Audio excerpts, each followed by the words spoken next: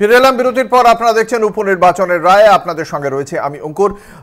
যে 4টি কেন্দ্রে আজকে রাজ্যের বিধানসভা উপনির্বাচনের, তার মধ্যে 3টি কেন্দ্রের ঘোষণা ইতিমধ্যেই হয়ে গিয়েছে। একমাত্র কলকাতার মানিকতলা বিধানসভা কেন্দ্রের ফল ঘোষণা বাকি। এগিয়ে রয়েছে তৃণমূল কংগ্রেস, কিন্তু ফল ঘোষণা বাকি, জয়ী ঘোষণা করা বাকি। আমরা কথা বলবো, আমাদের সঙ্গে রয়েছেন আমাদের প্রতিনিধি শাশ্বতী রায়। শাশ্বতী, সর্বশেষ কি আপডেট পাচ্ছ মানিকতলা বিধানসভা উপনির্বাচন সম্পর্কে?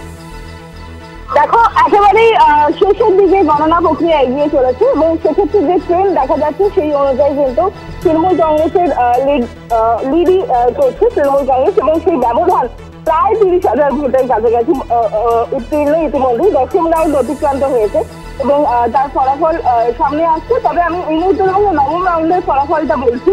শক্তি পান্ডে 38,054 ভোটে ভোট পেয়েছেন, কল্যাণ চৌবের ক্ষেত্রে 9,273 ভোট এবং মজুমদার 3,660টি ভোটে এগিয়ে আছে। সেক্ষেত্রে শক্তি পান্ডে 9ম রাউন্ডের শেষে 28,781 ভোটে এগিয়ে রয়েছেন।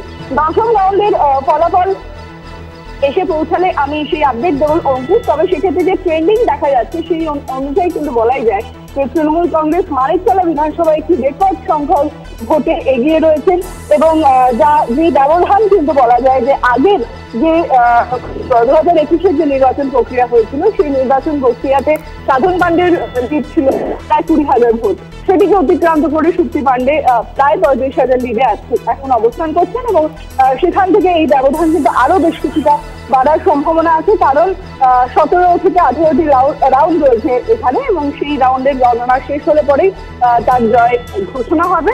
সেক্ষেত্রে ব্যবধান যেমন অনেকটা বেরিয়েছে, সেরকম বিজেপি প্রার্থী কল্যাণ চৌবে তিনি কিন্তু এখনো কাউন্টিং সেন্টারে উপস্থিত রয়েছেন। জয় নিয়ে আশাবাদী না হলে তিনি যথেষ্ট মাত্রায় উদ্বিগ্ন হয়ে রয়েছেন, কারণ তিনি বারবার অভিযোগ তুলেছিলেন যে একাধিক ভোট গ্রহণ কেন্দ্রে রেগিং হয়েছে। তবে শাসক দল সেই সমস্ত অভিযোগকে কার্যত উড়িয়ে দিয়েছে এবং তারা দাবি করেছেন যে মানুষের ভোটেই এই ফলাফল এবং মানিকতলা বিধানসভার মানুষ তাদের আস্থা হারাননি। সাধন পান্ডের ম্যাজিক কাজ করেছে এখানে। শক্তি পান্ডের প্রথম নির্বাচন এবং সেই নির্বাচনে একটি হিউজ পরিমাণ ভোটের মার্জিন, সেই মার্জিন কিন্তু যথেষ্ট গুরুত্বপূর্ণ একটা ভূমিকা পালন করছে এই উপনির্বাচনে। ধন্যবাদ। শাশ্বতী রায় ছিলেন আমাদের সঙ্গে, আমাদের প্রতিনিধি। বিপুল ভোটে এগিয়ে রয়েছেন তৃণমূল কংগ্রেসের প্রার্থী মানিকতলা বিধানসভা কেন্দ্র থেকে।